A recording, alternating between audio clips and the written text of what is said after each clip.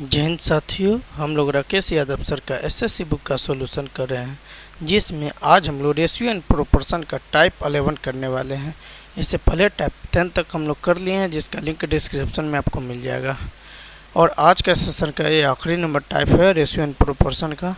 आज का सुविचार, जहाँ हौसला का साथ है वहाँ हर मुश्किल को मात है। जहाँ हौसला का साथ है वहाँ हर मुश्किल को मात है। इसी के साथ आप मेरा टेलीग्राम चैनल अजूबा स्टडी एसएससी एग्जाम को ज्वाइन करें। और हाँ दोस्तों, आइए हम लोग सवाल नंबर 1 टाइप 11 का करते हैं। इससे पहले वीडियो में अंत तक बने रहे और वीडियो को लाइक और सब्सक्राइब तो बनता है, तो मेरे भाई ज़रूर करें इसको। और आइए सवाल नंबर 1 को करते हैं। सवाल नंबर 1 है, पी और क्यू एक दूसरे के वेद कर्मानुपाती है। एक बात मैं बता दूं दोस्तों, अगर समानुपातिक है तो मान लो ए और बी के भी समानुपाती है तो ए रेशियो प्रोपोर्शन भी हो जाएगा। लेकिन वेद कर्मानुपाती की बात करें ए और बी का, तो ए समानुपाती 1/b हो जाएगा। ए वेद कर्मानुपाती हो गया। ठीक है, इन चीज़ों को आप समझ गए। आइए अब करते हैं इन चीज़ों को। कह ए रहा है कि पी और क्यू एक दूसरे के वेद कर्मानुपाती है और p इक्वल 10 है और q इक्वल 6 है।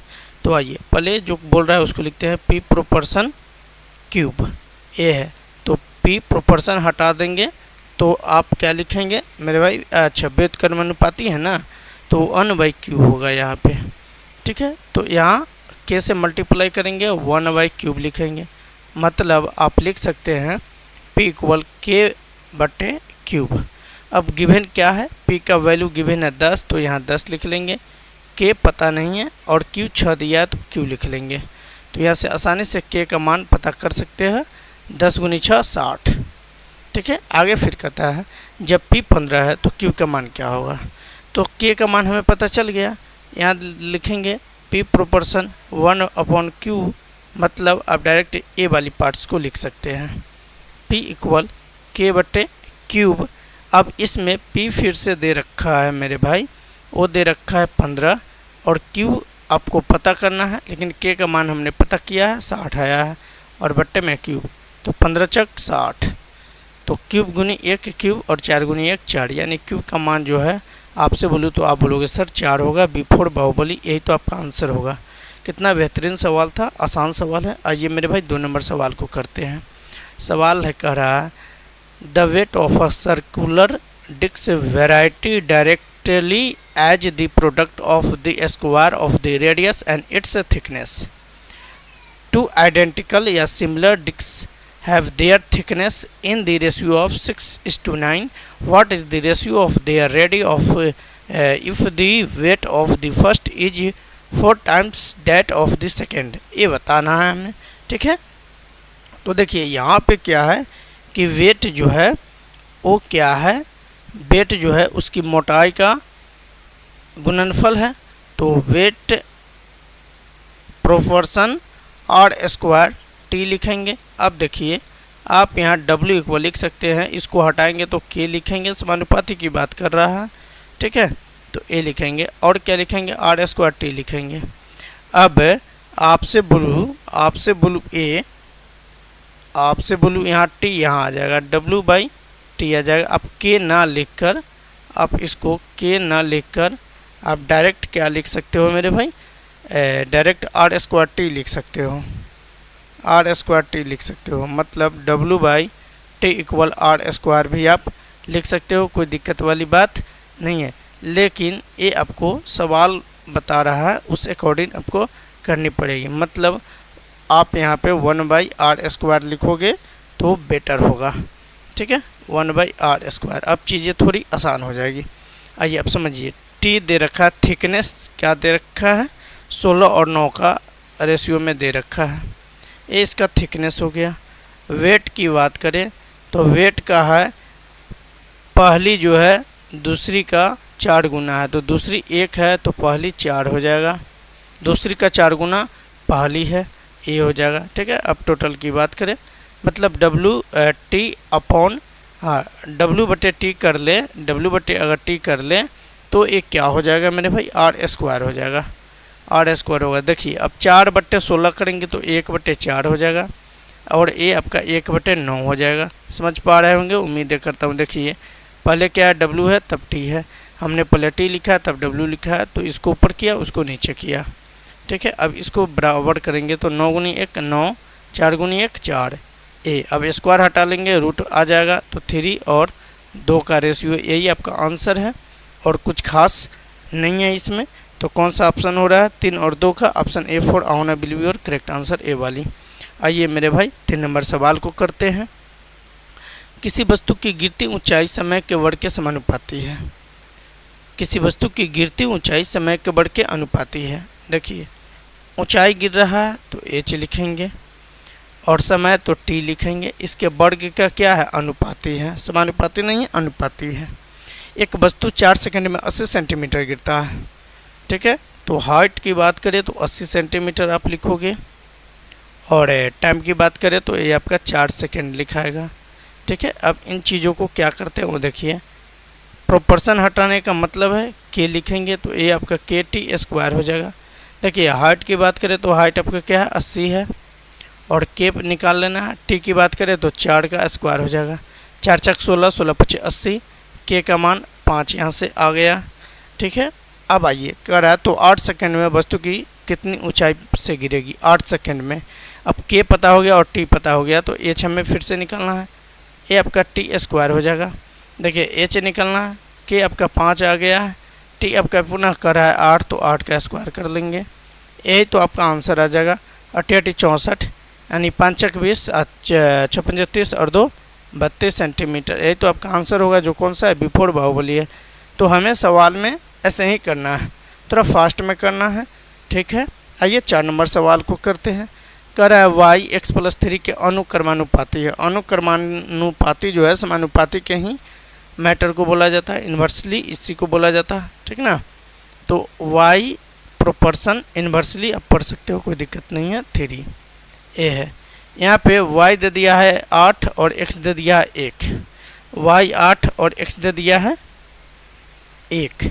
ठीक है, तो देखिए आप यहाँ लिखोगे, आपको पेपर में ये सब चीज़ें नहीं लिखनी होगी, एग्जाम वाली अप्रोच अलग है और ये डिटेल वाली अप्रोच है। तो एट इक्वल आप लिखो के, x का मान कहाँ है, यहाँ प्रोपोर्शन हटाया के डाला, x 1 है और प्लस 3 है, तो 4 दूने 8, यानी के की बात करें तो आप बोलोगे सर 2 होगा।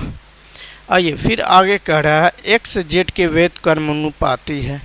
तो x क्या है, जेड के वेद कर्मानुपाती है, मतलब x इक्वल के बटे जेड ए हो जाएगा। ठीक है, तो वर्ग के है या ऐसे ही है, हाँ ठीक है, वर्ग के नहीं है तो ए हो गया, यहाँ से ए आ गया। अब x और z इसमें दे रखा है तो मैं इसको लिख लिया करूँगा। ठीक है, या आप चाहो तो यहाँ से भी ले सकते हो, कोई दिक्कत वाली बात है नहीं है। तो x इक्वल आप डायरेक्ट लिखो के स्क्वायर अपॉन जेड ए लिखो। ठीक है, के 2 लिखो, स्क्वायर नहीं 2 लिखो, यहाँ एक के आ गया, के 1 इसको करो और के 2 इसको करो।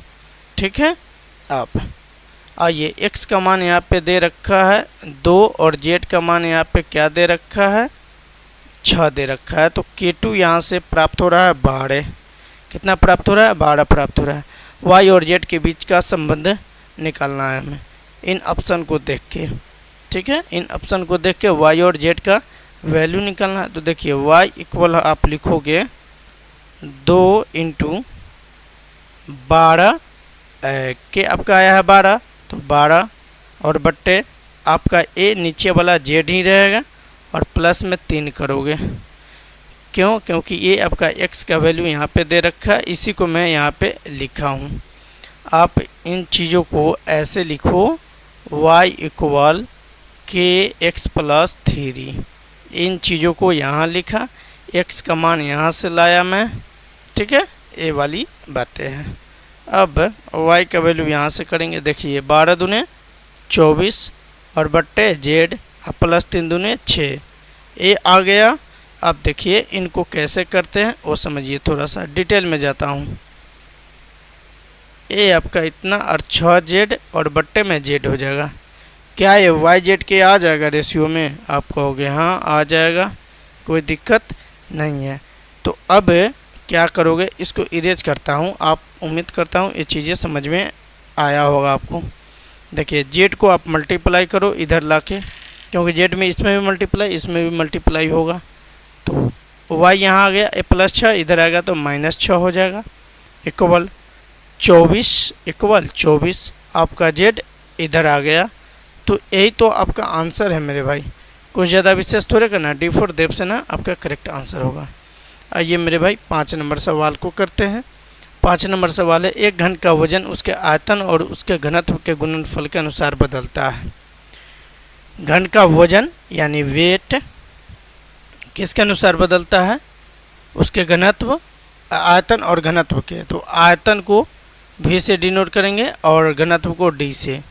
ये आपका इन्वर्सली है तो इन्वर्सली हम कर लेते हैं, ठीक है, कोई दिक्कत वाली बात नहीं होनी चाहिए। तो W इक्वल आप लिख सकते हो KVD, ठीक है, KVD भी लिख सकते हो, या इसको जो है क्या करेंगे वो देखिए। आप D को यहाँ लाओगे, ये आपका V है वॉल्यूम, प्रोपोर्शन V हो जाएगा, ठीक है। अब आप भी जानते हैं घन का आयतन क्या होता है, और घन का आयतन भुजा क्यूब होता है। आइए अब समझिए, वेट जो है वो आपका इसमें दे रखा है क्या, घन के वजन का 4 गुना है। घन के वजन का कितना है, 4 गुना है, तो इसको लिखो 4:1। डेंसिटी की बात करें तो ये आपका घनत्व दे रखा है 27 और 4 का, तो यहाँ 27 और 4 का लिखो। अब एक करो, अब देखिए वॉल्यूम आप भी जान रहे हो, यहाँ से भुजा क्यूब होता है वॉल्यूम, नहीं तो इसको क्या कर लेंगे, अब यहाँ पे लिखे W/dV इक्वल, तो यहाँ 4/27 लिखेंगे, 4/27 अनुपात 1/4 लिखेंगे। अब इसको सिंपलेस्ट फॉर्म में ला लेंगे, तो 27 × 1 27 और 4 जो चुके 16, 4 चुके 16, 4 चुके 16। अच्छा ये वाला ये आपका 16 ना है, हाँ डेंसिटी आपका 16 है, 4 मैं यहाँ लिख लिया हूँ 16, तो यहाँ 16, तो 16 चुके 64 और ये आपका 27 हो जाएगा, ठीक है। वॉल्यूम क्या होता है, घन का वॉल्यूम भुजा क्यूब होता है, क्यूब बटेगा तो यहाँ क्यूब रूट पड़ेगा, तो 64 का क्यूब रूट 4 होता है और 27 का क्यूब रूट 3 होता है। तो यही तो आपका आंसर है, कुछ थोड़े विशेष करना था। D4 देव से ना ये आपका आंसर करेक्ट होगा मेरे भाई, जो कौन सा है, D में है। आइए मेरे भाई 6 नंबर सवाल को करते हैं, बहुत बड़ा है बट घबराने की ज़रूरत नहीं है, CGL 2023 का सवाल है। एक कार को किसी मोड़ पर फिसलने से बचाने के लिए आवश्यक बल, मतलब पाउंड बल में सीधे कार के वजन और उसकी गति के वर्ग मील प्रति घंटे और इसके विपरीत भिन्न होता है। वर्ग की त्रिज्या मान लीजिए 35 मील प्रति घंटे की गति से यात्रा कर रही है। 2750 पाउंड की कार को 550 फीट त्रिज्या की मोड़ पर फिसलने से बचाने के लिए इतना पाउंड बल की आवश्यकता होती है।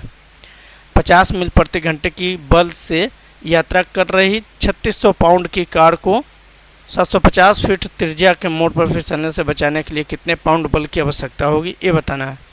देखिए यहाँ पे बोर्ड रखा है F प्रोपोर्शन W, हालांकि यही होता ही है फिजिक्स में भी, F प्रोपोर्शन W² होगा, या आप V² सॉरी यहाँ पे V² आगे जो बोल रहा है उस लाइन को, फिर इसको यहाँ से क्लियर करके करो F प्रोपोर्शन 1/r, आप डायरेक्ट लिख सकते हो F equal K W/V² upon में R। अब देखिए F जो है फोर्स वो 6125 दे रखा है, हमने यहाँ लिखा K और गुनी, वेट है 2750 पाउंड का, यहाँ पे 35 गुनी 5 है और बट्टे में क्या है 550 है, 550। अब इसे काट पीट करेंगे जब मेरे भाई, तो ये आपका आ जाएगा 1 गुनी K का K इक्वल 1 रखो, तो 1 गुनी ये आपका 3600 के इक्वल और 50 गुनी 50 हो जाएगा और बट्टे 750 हो जाएगा। इसको काट पीट जब करोगे तो आपका 12000 पाउंड्स आ जाएगा आंसर। कितना आएगा, 12000 पाउंड्स आ जाएगा, जो कौन सा है C4 चंद के पार चलो ये है। कह रहा है एक हीरे का मूल्य उसके भार के बढ़ के अनुक्रमानुपाती है। एक व्यक्ति से गलती से यह हीरा के 3 टुकड़ों में इतना अनुपात में टूट गया और इस वजह से इतना की हानि हो गई। हीरे का वास्तविक मूल्य क्या है ये बताना है। देखिए ए प्रोपोर्शन बी आप लिखो, ए प्रोपोर्शन सी लिखो, चूँकि यहाँ पे बी ए प्रोपोर्शन 1/c के रेशियो में दे रखा है।